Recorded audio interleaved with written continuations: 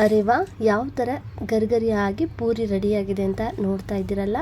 ನಮಸ್ಕಾರ, ಮನೆ ಗೃಹಿಣಿ ಚಾನಲ್ಗೆ ಪ್ರೀತಿಯ ವೀಕ್ಷಕರಿಗೆಲ್ಲ ಆತ್ಮೀಯವಾದ ಸ್ವಾಗತ.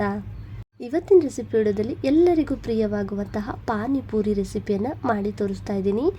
ಈ ಚಾಟ್ ಸೆಂಟರ್ ಅಥವಾ ರೋಡ್ ಸೈಡು ಬಂಡಿಗಳಲ್ಲಿ ದೊರಕುವಂತಹ ಪಾನಿಪೂರಿ ಪರ್ಫೆಕ್ಟಾಗಿ ಮನೆಯಲ್ಲೇ ನಾವು ಯಾವ ಥರ ಉಬ್ಬಿ ಬರೋ ಥರ ಹಾಗೆಯೇ ಗರ್ಗರಿಯಾಗಿ ಬರೋದಕ್ಕೆ ಏನೆಲ್ಲ ಟಿಪ್ಸ್ ಹಾಗೆ ಟ್ರಿಕ್ಸ್ಗಳನ್ನು ಬಳಸಿ ಇಷ್ಟು ಗರಿಗರಿ ಆಗಿರುವಂಥ ಪೂರಿನ ಹೇಗೆ ಮಾಡೋದು, ಜೊತೆಗೆ ಈ ಮಸಾಲೆ ಹಾಗೆಯೇ ಖಾರವಾಗಿರುವಂತಹ ಪಾನಿ ಜೊತೆಗೆ ಈ ರೆಸಿಪಿನ ಶೇರ್ ಮಾಡ್ತಾ ಇದ್ದೀನಿ. ಪೂರ್ತಿಯಾಗಿ ವಿಡಿಯೋನ ಸ್ಕಿಪ್ ಮಾಡದೆ ನೋಡಿ ಅಂತ ರಿಕ್ವೆಸ್ಟ್ ಮಾಡ್ತಾ, ಹಾಗೆ ಈ ರೆಸಿಪಿ ಇಷ್ಟ ಆದರೆ ವಿಡಿಯೋಗೆ ಒಂದು ಲೈಕ್ ಮಾಡೋದನ್ನು ಮರಿಬೇಡಿ. ಹಾಗೆ ಚಾನಲ್ನ ಸಬ್ಸ್ಕ್ರೈಬ್ ಮಾಡಿಕೊಂಡು ಸಪೋರ್ಟ್ ಮಾಡಿ. ಇಲ್ಲಿ ಒಂದು ಪಾತ್ರೆಗೆ 2 ಬಟ್ಲಾಗುವಷ್ಟು ಸಣ್ಣ ರವೆನ ಸೇರಿಸ್ತಾ ಇದ್ದೀನಿ. ಮಾಮೂಲಾಗಿ ನಾವು ಉಪ್ಪಿಟ್ಟು ಮಾಡುವಂತಹ ಬಾಂಬೆ ರವೆ.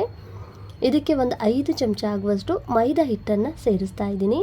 ರವೆ ತೊಗೊಂಡಿರುವಂತಹ ಬಟ್ಲ ಅಳತೆಗೆ ನೀವು ಹಾಕೊಳ್ಳೋದಾದರೆ ಒಂದು 1/4 ಬಟ್ಲಿಗಿಂತ ಸ್ವಲ್ಪ ಜಾಸ್ತಿ ಆಗುವಷ್ಟು ಮೈದಾ ಹಿಟ್ಟನ್ನು ಸೇರಿಸಿದರೆ ಸಾಕು. ಇವಾಗ ರುಚಿಗೆ ತಕ್ಕಷ್ಟು ಉಪ್ಪನ್ನು ಹಾಕಿ ಚೆನ್ನಾಗಿದೆಲ್ಲವನ್ನು ಕೂಡ ಒಂದ್ಸತಿ ಮಿಕ್ಸ್ ಮಾಡಿ ತಗೊಳ್ತಾ ಇದ್ದೀನಿ.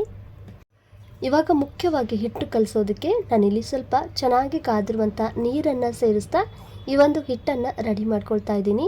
ಸ್ವಲ್ಪನೇ ಬಿಸಿನೀರನ್ನು ಸೇರಿಸ್ತಾ ಆದಷ್ಟು ಈ ಒಂದು ಹಿಟ್ಟನ್ನು ಸ್ವಲ್ಪ ಸಾಫ್ಟಾಗಿ ನಾದ್ಕೊಳ್ಬೇಕಾಗುತ್ತೆ. ತೀರಾ ಗಟ್ಟಿಯಾಗೂ ಏನು ಬೇಡ. ಈ ಥರ ಸ್ವಲ್ಪ ಬಿಸಿನೀರನ್ನು ಸೇರಿಸಿ ಹಿಟ್ಟನ್ನು ಕಲಿಸ್ಕೊಳ್ಳೋದ್ರಿಂದನೂ ಕೂಡ ಪೂರಿ ಚೆನ್ನಾಗಿ ಉಬ್ಬಿ ಬರುತ್ತೆ, ಹಾಗೆಯೇ ಅಷ್ಟೇ ಗರಿಗರಿಯಾಗೂ ಕೂಡ ರೆಡಿ ಆಗುತ್ತೆ. ಇಲ್ಲಿ ಮೈದಾ ಹಿಟ್ಟಿನ ಬದಲಿಗೆ ನೀವು ಗೋಧಿ ಹಿಟ್ಟನ್ನು ಕೂಡ ಸೇರಿಸ್ಬೋದು. ಆದರೆ ಸ್ವಲ್ಪ ನಾವಿಲ್ಲಿ ಮೈದಾ ಹಿಟ್ಟನ್ನು ಹಾಕೋದ್ರಿಂದ ಪೂರಿ ತುಂಬಾ ಕ್ರಿಸ್ಪಿಯಾಗಿ ಚೆನ್ನಾಗಿ ಬರುತ್ತೆ. ಇಲ್ಲಾಂದರೆ ಒಂದು 3 ಚಮಚದಷ್ಟು ಗೋಧಿ ಹಿಟ್ಟು ಹಾಗೆಯೇ ಒಂದು 2 ಚಮಚದಷ್ಟು ಮೈದಾ ಹಿಟ್ಟನ್ನು ಕೂಡ ಸೇರಿಸಿ ಈ ಒಂದು ಹಿಟ್ಟನ್ನು ನೀವು ರೆಡಿ ಮಾಡ್ಕೊಳ್ಬೋದು. ಸರಿಸುಮಾರು ಹಿಟ್ಟು ಕಲಿಸೋದಕ್ಕೆ ನಾನಿಲ್ಲಿ 1.5 ಬಟ್ಲಿಗಿಂತ ಸ್ವಲ್ಪ ಜಾಸ್ತಿ ಆಗುವಷ್ಟು ನೀರನ್ನು ಬಳಸಿ ಈ ಹಿಟ್ಟನ್ನು ಸಾಫ್ಟಾಗಿ ರೆಡಿ ಮಾಡ್ಕೊಂಡಿದ್ದೀನಿ. ಇದನ್ನಿವಾಗ ಒಂದು ಪ್ಲೇಟಿಂದ ಮುಚ್ಚಿ ಒಂದು 10 ರಿಂದ 15 ನಿಮಿಷಗಳ ಕಾಲ ನೆನೆಸಿ ತಗೊಳ್ತಾ ಇದ್ದೀನಿ.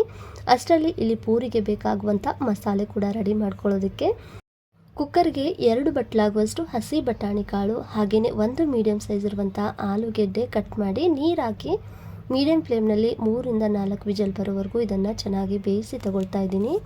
ಆದಷ್ಟು ಒಂದು ಸ್ವಲ್ಪ ಸಾಫ್ಟಾಗಿ ಬೇಯಬೇಕು. ಸ್ಟವ್ನ ಆನ್ ಮಾಡಿ ಮೀಡಿಯಂ ಫ್ಲೇಮ್ನಲ್ಲಿ ಈ ಬಟಾಣಿ ಕಾಳು ಆಲೂಗೆಡ್ಡೆ ಬೇಯ್ತಾ ಇರಲಿ. ಅಷ್ಟರಲ್ಲಿ ಈ ಕಡೆ ಪಾನಿಗೆ ಬೇಕಾಗಿರುವಂತಹ ಚಿಕ್ಕದಾದಂತಹ ಮಸಾಲೆನ ಗ್ರೈಂಡ್ ಮಾಡಿ ತಗೊಳ್ತಾ ಇದ್ದೀನಿ. ಇಲ್ಲಿ ಚಿಕ್ಕ ಮಿಕ್ಸರ್ ಜಾರ್ಗೆ 1 ಹಿಡಿ ಆಗುವಷ್ಟು ಕೊತ್ತಂಬರಿ ಸೊಪ್ಪು ಹಾಗೆಯೇ ಒಂದು ಸ್ವಲ್ಪ ಕರಿಬೇವೆಲೆ ಮತ್ತು ಖಾರಕ್ಕೆ ಅಂತ ಒಂದು 4 ಹಸಿಮೆಣಸಿನ್ಕಾಯಿ, 1.5 ಚಮಚ ಆಗುವಷ್ಟು ಕರಿ ಉಪ್ಪು ಅಂದರೆ ಬ್ಲ್ಯಾಕ್ ಸಾಲ್ಟನ್ನು ಸೇರಿಸಿ ಹಾಗೆಯೇ ಒಂದು 3 ಎಸಳು ಬೆಳ್ಳುಳ್ಳಿ. ಇವಾಗ ಸ್ವಲ್ಪ ನೀರನ್ನು ಸೇರಿಸ್ತಾ ಆದಷ್ಟು ಇದನ್ನು ಸ್ವಲ್ಪ ನೈಸಾಗಿ ಗ್ರೈಂಡ್ ಮಾಡಿಕೊಂಡು ತೊಗೊಳ್ಬೇಕಾಗುತ್ತೆ. ಸ್ವಲ್ಪ ಲೈಟಾಗಿ ತರಿಯಾಗಿದ್ದರೂ ಕೂಡ ಪರವಾಗಿಲ್ಲ, ಚೆನ್ನಾಗಿರುತ್ತೆ. ನೋಡ್ತಾ ಇದ್ದೀರಲ್ಲ, ಇವಾಗ ಪೂರ್ತಿಯಾಗಿ ಇದನ್ನು ಗ್ರೈಂಡ್ ಮಾಡ್ಕೊಂಡಿದ್ದಾಗಿದೆ. ಸ್ವಲ್ಪ ಲೈಟಾಗಿ ಅಲ್ಲಲ್ಲಿ ತರಿಯಾಗಿದೆ. ಈ ಕಡೆ ಇನ್ನೊಂದು ಪಾತ್ರೆಗೆ 1.5 ಗ್ಲಾಸ್ ಆಗುವಷ್ಟು ನೀರನ್ನು ಸೇರಿಸಿ ಇವಾಗ ಇದಕ್ಕೆ ರುಬ್ಬಿರ್ತಕ್ಕಂಥ ಮಸಾಲೆನ ಸೇರಿಸ್ತಾ ಇದ್ದೀನಿ.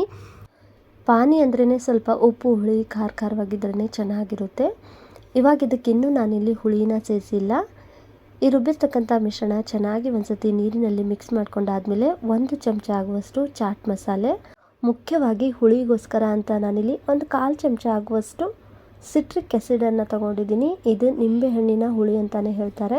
ಇದನ್ನು ಮಾಮೂಲಾಗಿ ಪಾನಿಪುರಿ ಅಂಗಡಿಯವರು ಕೂಡ ಸಹ ಪಾನಿ ಮಾಡಬೇಕಾದ್ರೆ ಇದೇ ಒಂದು ಹುಳಿನ ಬಳಸ್ತಾರೆ.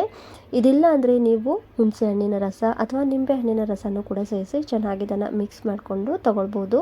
ಕೊನೆಯದಾಗಿ ಮತ್ತೆ ಒಂದು ಸ್ವಲ್ಪ ಸಣ್ಣದಾಗಿ ಕಟ್ ಮಾಡಿದಂಥ ಕೊತ್ತಂಬರಿ ಸೊಪ್ಪನ್ನು ಸೇರಿಸಿ ಈ ಪಾನಿ ಅಂತೂ ಇವಾಗ ರೆಡಿ ಆಗಿದೆ. ಸಿಂಪಲ್ ಅಂತ ಅನಿಸ್ಬೋದು, ಬಟ್ ಟೇಸ್ಟ್ ಮಾತ್ರ ಸಖತ್ತಾಗಿರುತ್ತೆ. ಉಪ್ಪು ಹುಳಿ ಖಾರ ಎಲ್ಲವೂ ಕೂಡ ಹದವಾಗಿದ್ದರೆ ಬಾಯಿ ಚಪ್ಪರಿಸ್ಕೊಂಡು ಈ ಪಾನಿನೇ ಕುಡಿದು ಬಿಡ್ತಾರೆ, ಅಷ್ಟು ಚೆನ್ನಾಗಿರುತ್ತೆ. ಪಾನಿ ಅಂತೂ ಇವಾಗ ರೆಡಿಯಾಗಿದೆ. ಈ ಕಡೆ ಬೇಯಕ್ಕಿಟ್ಟಿರುವಂಥ ಬಟಾಣಿ ಆಲೂಗೆಡ್ಡೆ ಕೂಡ ಚೆನ್ನಾಗಿ ಬೆಂದಿದೆ. ಒಂದು ಬಟಾಣಿ ಕಾಳನ್ನು ನೀವು ಕೈನಲ್ಲಿ ಪ್ರೆಸ್ ಮಾಡಿ ನೋಡಿ, ಈಸಿಯಾಗಿ ಅದು ಸಾಫ್ಟಾಗಿ ಆಗಿದೆ ಅಂದರೆ ಚೆನ್ನಾಗಿ ಬೆಂದಿದೆ ಅಂತಲೇ ಅರ್ಥ. ಬೇಯಿಸಿದ ಆಲೂಗೆಡ್ಡೆನ ಸಪ್ರೇಟಾಗಿ ತೆಗೆದಿಟ್ಟು ನಂತರ ಈ ಬಟಾಣಿ ಕಾಳನ್ನು ಈ ಥರ ನಾನು ಚಿಕ್ಕ ಲೋಟದಿಂದ ಸ್ವಲ್ಪ ಸ್ಮ್ಯಾಶ್ ಮಾಡಿ ತಗೊಳ್ತಾ ಇದ್ದೀನಿ. ತೀರಾ ಸ್ಮ್ಯಾಶ್ ಆಗದೆ ಇದ್ದರೂ ಕೂಡ ಪರವಾಗಿಲ್ಲ, ಸ್ವಲ್ಪ ಲೈಟಾಗಿ ಅಲ್ಲಲ್ಲಿ ಬಟಾಣಿ ಕಾಳಿದ್ದರೆ ಕೂಡ ನಡೆಯುತ್ತೆ. ಇವಾಗ ಆಲೂಗೆಡ್ಡೆನೂ ಕೂಡ ಸ್ವಲ್ಪ ಲೈಟಾಗಿ ಸ್ಮ್ಯಾಶ್ ಮಾಡಿ ನಂತರ ಈ ಸ್ಪೂನಿಂದ ಚೆನ್ನಾಗಿ ಎರಡನ್ನೂ ಕೂಡ ಮಿಕ್ಸ್ ಮಾಡಿಕೊಂಡು ಇಲ್ಲಿ ಒಂದು ದಪ್ಪ ಸೈಜ್ ಇರುವಂಥ ಈರುಳ್ಳಿನ ಆದಷ್ಟು ಸ್ವಲ್ಪ ಸಣ್ಣದಾಗಿ ಕಟ್ ಮಾಡಿ ತಗೊಂಡಿದ್ದೆ. ಅದನ್ನು ಈ ಥರ ಕೈನಿಂದ ಚೆನ್ನಾಗಿ ಬಿಡಿ ಬಿಡಿಯಾಗಿ ಮಾಡಿಕೊಂಡು ಈ ಬಟಾಣಿ ಆಲೂಗೆಡ್ಡೆಗೆ ಸೇರಿಸಿ ಹಾಗೆಯೇ ಒಂದು ಸ್ವಲ್ಪ ಕಟ್ ಮಾಡಿದಂಥ ಕೊತ್ತಂಬರಿ ಸೊಪ್ಪು ಮತ್ತು 1 ಚಮಚ ಆಗುವಷ್ಟು ಚಾಟ್ ಮಸಾಲೆ, 1 ಚಮಚ ಆಗುವಷ್ಟು ಜೀರಾ ಪೌಡ್ರು, ಹಾಗೆಯೇ ಒಂದು ಅರ್ಧ ಚಮಚ ಆಗುವಷ್ಟು ಗರಂ ಮಸಾಲೆ ಮತ್ತು ಒಂದು ಅರ್ಧ ಚಮಚಕ್ಕಿಂತ ಸ್ವಲ್ಪ ಕಡಿಮೆ ಧನಿಯಾ ಪುಡಿನ ಸೇರಿಸಿ ಇದೆಲ್ಲವನ್ನು ಕೂಡ ಚೆನ್ನಾಗಿ ಮಿಕ್ಸ್ ಮಾಡಿ ತಗೊಳ್ತಾ ಇದ್ದೀನಿ. ಸ್ಪೂನಿಂದ ಮಿಕ್ಸ್ ಮಾಡೋಕ್ಕೆ ಹೋದರೆ ಚೆನ್ನಾಗಿ ಮಿಕ್ಸ್ ಆಗೋದಿಲ್ಲ, ಹಾಗಾಗಿ ಕೈನಿಂದಲೇ ನಾನಿಲ್ಲಿ ಚೆನ್ನಾಗಿ ಇದನ್ನು ಮಿಕ್ಸ್ ಮಾಡಿ ತಗೊಳ್ತಾ ಇದ್ದೀನಿ.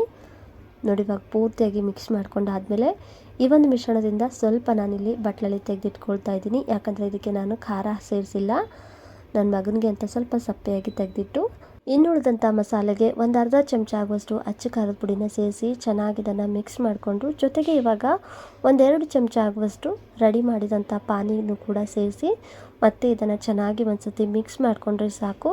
ಕೊಂಡು ತಿಂದಂತಹ ಪಾನಿಪುರಿ ಮಸಾಲೆ ಅಷ್ಟೇ ಟೇಸ್ಟಿಯಾಗಿ ಚೆನ್ನಾಗಿ ಬರುತ್ತೆ. ನೀವು ನೋಡಿರ್ತೀರ ಪಾನಿಪುರಿ ಅಂಗಡಿಯವರು ಈ ಥರ ಆಲೂಗೆಡ್ಡೆ ಅಥವಾ ಬಟಾಣಿಗಳನ್ನು ಮಿಕ್ಸ್ ಮಾಡಿ ಮಸಾಲೆ ರೆಡಿ ಮಾಡ್ಕೊಳ್ಳೋ ಟೈಮ್ನಲ್ಲಿ ಕೊನೆಯದಾಗಿ ಸ್ವಲ್ಪ ಪಾನಿನ ಸೇರಿಸಿನೇ ಮಿಕ್ಸ್ ಮಾಡಿ ಈ ಒಂದು ಮಸಾಲೆನ ರೆಡಿ ಮಾಡಿರ್ತಾರೆ. ಅದೇ ರೀತಿಯಲ್ಲಿ ನಾವು ಮನೆಯಲ್ಲಿ ಮಾಡಿಕೊಂಡ್ರೆ ಸೂಪರ್ ಆಗಿರುವಂತಹ ಮಸಾಲೆ ಹಾಗೆ ಪಾನಿ ಕೂಡ ಇವಾಗ ರೆಡಿಯಾಗಿದೆ. ಈ ಪಾನಿ ಹಾಗೆ ಮಸಾಲೆನ ರೆಡಿ ಮಾಡಿ ಅಷ್ಟರಲ್ಲಿ ಹಿಟ್ಟು ಕೂಡ ಇವಾಗ ಚೆನ್ನಾಗಿ ನೆಂದಿದೆ. ಮತ್ತೆ ಒಂದ್ಸತಿ ಇದನ್ನು ಚೆನ್ನಾಗಿ ನಾದ್ಕೊಂಡು ತಗೊಳ್ಬೇಕಾಗುತ್ತೆ. ಸ್ವಲ್ಪ ರವೆ ನೀರನ್ನು ಹೀರ್ಕೊಂಡು ಮತ್ತೆ ಸ್ವಲ್ಪ ಗಟ್ಟಿ ಅದಕ್ಕೆ ರೆಡಿಯಾಗಿದ್ದರೆ ನೀರನ್ನು ಚಿಮುಕಿಸಿ ಸ್ವಲ್ಪ ಸಾಫ್ಟಾಗಿ ನಾದ್ಕೊಂಡ್ರೆ ಸಾಕು. ಇವಾಗ ನೋಡಿ, ಹಿಟ್ಟು ರೆಡಿಯಾಗಿದೆ. ತೀರಾ ಗಟ್ಟಿಯಾಗುವಲ್ಲ, ತೀರಾ ಸಾಫ್ಟ್ ಆಗುವಲ್ಲ, ಮೀಡಿಯಮ್ ಆಗಿ ಹಿಟ್ಟು ಹದವಾಗಿ ಚೆನ್ನಾಗಿ ನೆಂದಿದೆ. ಇವಾಗ ಒಂದು ಉಳ್ಳೆನ ತಗೊಂಡು ಈ ಥರ ಉದ್ದುದ್ದಕ್ಕೆ ಉಳ್ಳೆನ ರೆಡಿ ಮಾಡಿಕೊಂಡು ಇದರಲ್ಲಿ ಮತ್ತೆ 2 ಭಾಗ ಮಾಡಿ ಚಿಕ್ಕದಾಗಿ ನಾನಿಲ್ಲಿ ಉಳ್ಳೆನ ಕಟ್ ಮಾಡಿ ತಗೊಳ್ತಾ ಇದ್ದೀನಿ. ಎಲ್ಲನೂ ಒಂದೇ ಸಮಕ್ಕೆ ಉಳ್ಳೆ ರೆಡಿಯಾಗಲಿ ಅಂತ ಈ ಥರ ಕಟ್ ಮಾಡಿ ತಗೊಂಡು ನಂತರ ಇದನ್ನು ಕೈನಿಂದನೇ ಈ ಥರ ನಾವು ರೌಂಡ್ ಆಕಾರಕ್ಕೆ ಮಾಡಿಕೊಂಡ್ರೆ ಸಾಕು, ಉಳ್ಳೆ ಪರ್ಫೆಕ್ಟಾಗಿ ರೆಡಿಯಾಗುತ್ತೆ. ಹೀಗೆ ಎಲ್ಲನೂ ಕೂಡ ಒಂದೇ ಸತಿಗೆ ಕಟ್ ಮಾಡಿ ಒಂದು ಪ್ಲೇಟಲ್ಲಿ ತೆಗೆದಿಟ್ಕೊಂಡಿದ್ದೀನಿ. ಹೀಗೆ ಒಟ್ಟಿಗೆ ಉಳ್ಳೆ ರೆಡಿ ಮಾಡಿಕೊಂಡ್ರೆ ಒಂದಕ್ಕೊಂದು ಅಂಟ್ಕೊಳ್ಳುತ್ತೆ ಅನ್ನೋದೇನಾದರೂ ಆದರೆ ಸ್ವಲ್ಪ ಮೇಲೆ ಒಣ ಗೋಧಿ ಹಿಟ್ಟನ್ನು ಉದುರಿಸಿ ಚೆನ್ನಾಗಿ ಇದನ್ನು ಮಿಕ್ಸ್ ಮಾಡಿಕೊಂಡ್ರೆ ಸಾಕು, ಒಂದಕ್ಕೊಂದು ಉಳ್ಳೆ ಅನ್ನೋದು ಅಂಟೋದಿಲ್ಲ. ಇಲ್ಲಿ ನಾನು ಒಂದು ಉಳ್ಳೆನ ತಗೊಂಡು ನಂತರ ಮಿಕ್ಕುಳಿದಂಥ ಉಳ್ಳೆಗಳ ಮೇಲೆ ಒಂದು ಪ್ಲೇಟಿಂದ ಮುಚ್ಚಿ ಇಟ್ಟಿದ್ದೀನಿ. ಈ ಕಡೆ ಒಂದು ಚಿಕ್ಕ ಟವಲ್ನ ತಗೊಂಡಿದ್ದೀನಿ. ಈ ಟವಲ್ ಮುಟ್ಟಿದ್ರೆ ಸ್ವಲ್ಪ ತಣ್ಣಗಿದೆ ಅನ್ನೋಷ್ಟು ಒದ್ದೆ ಮಾಡಿ ತಗೊಂಡಿದ್ದೀನಿ. ತೀರಾ ಹಸಿಯಾಗೂ ಬೇಡ, ಸ್ವಲ್ಪ ಲೈಟಾಗಿ. ಈಗ ಒಂದು ಉಳ್ಳೆನ ತಗೊಂಡು ಎಣ್ಣೆ ಅಥವಾ ಒಣ ಹಿಟ್ಟನ್ನು ಕೂಡ ಹಚ್ಚದೆ ಹಾಗೆಯೇ ಇದನ್ನು ಲಟ್ಟಿಸಿ ತಗೊಳ್ತಾ ಇದ್ದೀನಿ. ತೀರಾ ದಪ್ಪದಾಗೂ ಬೇಡ, ತೀರಾ ತೆಳುವಾಗೂ ಬೇಡ, ಮೀಡಿಯಮ್ ಆಗಿ ಇದನ್ನು ಲಟ್ಟಿಸ್ತಾ ಇದ್ದೀನಿ. ಇವಾಗ ನೋಡಿ, ಈ ಥರ ನಾನಿಲ್ಲಿ ಲಟ್ಟಿಸಿದ್ದೀನಿ. ಇಷ್ಟಿದ್ರೆ ಸಾಕು. ಸ್ವಲ್ಪ ತಣ್ಣಗೆ ಮಾಡಿರುವಂತಹ ಟವಲ್ ಮೇಲೆ ಈ ರೆಡಿ ಮಾಡಿದಂಥ ಪೂರಿನ ಇಟ್ಟು ಈಗ ಇನ್ನೊಂದು ಉಳ್ಳೆನೂ ಕೂಡ ಲಟ್ಟಿಸ್ತಾ ಇದ್ದೀನಿ. ಈ ಥರ ಒಂದೊಂದೇ ಉಳ್ಳೆ ಲಟ್ಟಿಸೋದು ಕಷ್ಟ ಅಂತ ಅನಿಸಿದ್ರೆ ಒಂದು ದೊಡ್ಡ ಉಳ್ಳೆನ ರೆಡಿ ಮಾಡಿ ಚಪಾತಿ ಹಾಗೆ ಲಟ್ಟಿಸಿ ಒಂದು ಚಿಕ್ಕ ಬಟ್ಲ ಆಕಾರನ ನೋಡಿಕೊಂಡು ರೌಂಡಾಗಿ ಇದನ್ನು ಕಟ್ ಮಾಡಿ ತಗೊಳ್ಬೋದು. ಇದೇ ಥರ ನಾನೆಲ್ಲ ಪೂರಿನೂ ಕೂಡ ಅಷ್ಟು ಲಟ್ಟಿಸಿದ್ದೀನಿ. ನೋಡ್ತಾ ಇದ್ದಿರಲ್ಲ, ಈ ಟವಲ್ ಪೂರ್ತಿಯಾಗಿ ನಾನಿಲ್ಲಿ ಪೂರಿಗಳನ್ನು ಲಟ್ಟಿಸಿದ್ದಾಗಿದೆ. ಈಗ ಡೀಪ್ ಫ್ರೈ ಮಾಡಬೇಕಾದ್ರೆ ಈ ಪೂರಿನ ಇದೇ ಥರ ತಗೊಂಡು ಎಣ್ಣೆಗೆ ಹಾಕಬೇಕು. ಅಂದರೆ ಮೇಲ್ಭಾಗ ಸ್ವಲ್ಪ ಒಣಗ್ದಂಗೆ ಆಗಿರುತ್ತೆ, ಕೆಳಭಾಗ ಒಂದು ಸ್ವಲ್ಪ ಹಸಿ ಇರುತ್ತೆ. ಹೀಗೇ ಎಣ್ಣೆಗೆ ಹಾಕಬೇಕು. ಇಲ್ಲಿ ಯಾವ ಥರ ನಾವು ಟವಲ್ ಮೇಲೆ ಒಣಗಿ ಹಾಕಿದ್ವೋ ಇದೇ ಥರ ನಾವು ಎಣ್ಣೆಗೆ ಹಾಕಿ ಡೀಪ್ ಫ್ರೈ ಮಾಡಿಕೊಂಡ್ರೆ ಪೂರಿ ಚೆನ್ನಾಗಿ ಉಬ್ಕೊಂಡು ಬರುತ್ತೆ. ಇಲ್ಲಿ ಎಣ್ಣೆ ಕೂಡ ನಾನು ಕಾಯಕ್ಕಿಟ್ಟಿದ್ದೆ. ಎಣ್ಣೆ ಚೆನ್ನಾಗಿ ಕಾದಿರಬೇಕು.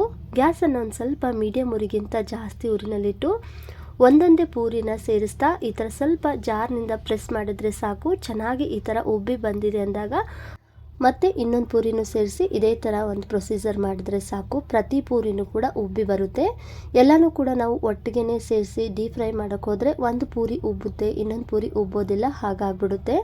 ಈ ಥರ ಪೂರಿ ಉಬ್ಬಿದ ಮೇಲೆ ನಂತರ ಗ್ಯಾಸನ್ನು ಮೀಡಿಯಮ್ ಟು ಲೋ ಮಾಡ್ತಾ ಸ್ವಲ್ಪ ಇದು ಗರ್ಗರಿ ಆಗೋವರೆಗೂ ಫ್ರೈ ಮಾಡಿಕೊಂಡ್ರೆ ಎಣ್ಣೆಯಿಂದ ತೆಗೆದ ತಕ್ಷಣ ಇದು ಸಾಫ್ಟಾಗೂ ಕೂಡ ಆಗೋದಿಲ್ಲ, ಹಾಗೆಯೇ ಉಬ್ಬಿರುವಂಥದ್ದು ಕಡಿಮೆ ಆಗೋದಿಲ್ಲ. ಎಷ್ಟೊತ್ತಿಟ್ಟರೂ ಕೂಡ ಇಷ್ಟೇ ಗರ್ಗರಿ ಆಗಿರುವಂತಹ ಪೂರಿನ ನಾವು ರೆಡಿ ಮಾಡ್ಕೊಳ್ಬೋದು. ಕೊಂಡು ತರುವಂಥ ಪೂರಿ ಅಷ್ಟೇ ಗರಿಗರಿಯಾಗಿ ಚೆನ್ನಾಗಿರುತ್ತೆ. ಈ ಥರ ನೀವು ಪಾನಿಪೂರಿನ ಟ್ರೈ ಮಾಡಿ ನೋಡಿ, ಖಂಡಿತ ಫೇಲ್ ಆಗೋ ಚಾನ್ಸೇ ಇರೋದಿಲ್ಲ. ಅಂದರೆ ಪೂರಿ ಎಣ್ಣೆಗೆ ಹಾಕಬೇಕಾದ್ರೆ ಚೆನ್ನಾಗಿ ಎಣ್ಣೆ ಕಾದಿರಬೇಕು. ಒಂದೊಂದೇ ಪೂರಿನ ಸೇರಿಸ್ತಾ ಸ್ವಲ್ಪ ಜಾರಿಂದ ಪ್ರೆಸ್ ಮಾಡಿದರೆ ಸಾಕು, ಈ ಥರ ಉಬ್ಬಿ ಬರುತ್ತೆ. ಎಲ್ಲ ಪೂರಿ ಈ ಥರ ಒಟ್ಟಿಗೆ ಉಬ್ಬಿದೆ ಅಂದಾಗ ಗ್ಯಾಸನ್ನು ಮೀಡಿಯಮ್ ಟು ಲೋ ಮಾಡ್ತಾ ಸ್ವಲ್ಪ ಗರಿಗರಿ ಆಗೋವರೆಗೂ ಡೀಪ್ ಫ್ರೈ ಮಾಡಿದ್ರೆ ಸಾಕು. ಬಂಡಿಗಳಲ್ಲಿ ಅಥವಾ ಕೊಂಡು ತರುವಂಥ ಪೂರಿ ಹಾಗೆ ಮನೆಯಲ್ಲೇ ನಾವು ಈ ಥರ ಗರಿಗರಿಯಾದಂಥ ಪೂರಿನ ರೆಡಿ ಮಾಡ್ಕೊಳ್ಬೋದು.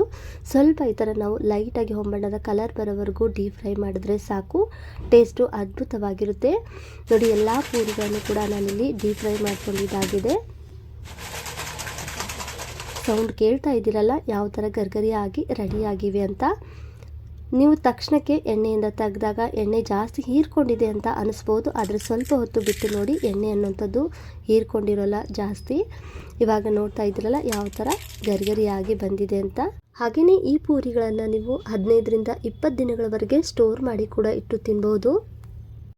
ಪಾನಿಪೂರಿ ತಿನ್ನಬೇಕನ್ಸ್ದಾಗೆಲ್ಲ ಹೊರಗಡೆನೇ ಯಾಕೆ ಹೋಗಬೇಕು, ಈ ಥರ ನಾವು ಮನೆಯಲ್ಲೇ ಸಿಂಪಲ್ ಆಗೋದ್ರೂ ಕೂಡ ಟೇಸ್ಟಿಯಾಗಿ ರುಚಿಯಿಂದ ಮಾಡಿರ್ತಕ್ಕಂಥ ಪಾನಿಪೂರಿನ ಒಮ್ಮೆ ಖಂಡಿತ ಟ್ರೈ ಮಾಡಿ ನೋಡಿ. ನಿಮ್ಮ ಮನೆ ಮಂದಿ ಎಲ್ಲ ಫ್ಯಾನ್ ಆಗಿ ಹೋಗ್ತಾರೆ. ಹೊರಗಡೆಯಿಂದ ಪಾನಿಪುರಿ ತರೋದನ್ನೇ ಬಿಡ್ತಾರೆ. ನಾವಿಲ್ಲಿ ಬೆಂಗಳೂರಲ್ಲಿರೋದು. ಬೆಂಗಳೂರು ಕಡೆ ಎಲ್ಲ ಮಸಾಲೆನ ಜಾಸ್ತಿ ಆಲೂಗೆಡ್ಡೆನ ಬಳಸಿ ಮಾಡ್ತಾರೆ, ಆದರೆ ನಮ್ಮೂರ ಕಡೆ ಬಟಾಣಿ ಕಾಳನ್ನು ಬಳಸಿ ಮಸಾಲೆನ ಮಾಡ್ತಾರೆ. ತುಂಬಾ ಚೆನ್ನಾಗಿರುತ್ತೆ. ಹಾಗೆಯೇ ಪಾನಿ ಕೂಡ ಅಷ್ಟೇ. ಇಲ್ಲಿ ಪಾನಿಪುರಿ ಮಸಾಲೆ ಆಗಲಿ ಆ ಥರ ಈ ಥರ ಮಸಾಲೆ ಆಗಿ ಜಾಸ್ತಿ ಬಳಸಿಲ್ಲ. ಸಿಂಪಲ್ಲಾಗಿ ಬ್ಲ್ಯಾಕ್ ಸಾಲ್ಟು, ಸ್ವಲ್ಪ ಚಾಟ್ ಮಸಾಲೆ, ಹಾಗೆಯೇ ಹುಳಿಗೆ ಅಂತ ನಾನಿಲ್ಲಿ ಸಿಟ್ರಿಕ್ ಆ್ಯಸಿಡನ್ನು ಬಳಸಿರೋದ್ರಿಂದ ಈ ಪಾನಿ ಕೂಡ ತುಂಬಾ ಚೆನ್ನಾಗಿರುತ್ತೆ. ಖಂಡಿತನೂ ಕೂಡ ಒಮ್ಮೆ ಟ್ರೈ ಮಾಡಿ ನೋಡಿ. ನಾನು ಈ ರೆಸಿಪಿನ ಯಾವಾಗಲೂ ಮಾಡ್ತಾ ಇರ್ತೀನಿ. ಹೊರಗಡೆಯಿಂದ ಪಾನಿಪುರಿ ಅಷ್ಟಾಗಿ ನಾವು ತರೋದಿಲ್ಲ, ಬೇಕು ಅನ್ನಿಸ್ದಾಗೆಲ್ಲ ಮನೆಯಲ್ಲೇ ಈ ಥರ ಮಾಡ್ಕೊಳ್ತೀವಿ. ಮತ್ತು ಸ್ನೇಹಿತರೆ, ಇವತ್ತಿನ ರೆಸಿಪಿ ನಿಮಗೆ ಹೇಗನ್ನಿಸ್ತು ಅಂತ ಕಮೆಂಟಲ್ಲಿ ತಿಳಿಸಿ. ವಿಡಿಯೋ ಇಷ್ಟ ಆದರೆ ಒಂದು ಲೈಕ್ ಮಾಡಿ, ಶೇರ್ ಮಾಡಿ ನಿಮ್ಮ ಫ್ರೆಂಡ್ಸ್ ಆ್ಯಂಡ್ ಫ್ಯಾಮಿಲಿ ಜೊತೆಗೆ. ಹಾಗೆಯೇ ಮನೆ ಗೃಹಿಣಿ ಚಾನಲ್ನು ಕೂಡ ಸಬ್ಸ್ಕ್ರೈಬ್ ಮಾಡಿಕೊಂಡು ಸಪೋರ್ಟ್ ಮಾಡಿ ಅಂತ ಹೇಳ್ತಾ, ಈ ರೆಸಿಪಿ ವಿಡಿಯೋ ನೋಡಿದಂಥ ಎಲ್ಲರಿಗೂ ಧನ್ಯವಾದಗಳು.